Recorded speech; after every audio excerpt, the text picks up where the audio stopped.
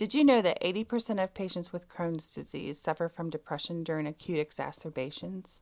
Depression is pretty common in patients with chronic illnesses, but when comorbid with Crohn's disease, it can have devastating effects. Research suggests that the problem may be related to overprescribing narcotics in these patients, not identifying the mental health problem when it presents. A relationship between the physical manifestations of depression and increased inflammation, and a correlation between GI inflammation and increased rates of suicide in Crohn's patients.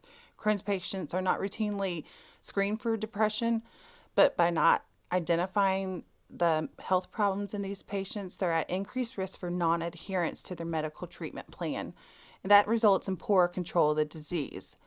It's also evidenced by higher rates of surgical interventions, poor response to treatment, higher healthcare utilization, and increased rates of persistent opioid use.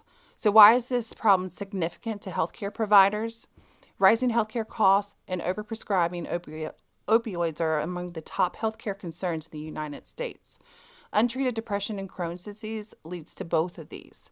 Almost 40% of Crohn's patients that are opioid dependent also have a psychological diagnosis. The purpose of this project is to prepare a literature review determining if routinely screening patients with Crohn's disease for depression in a primary care setting would increase rates of treatment adherence.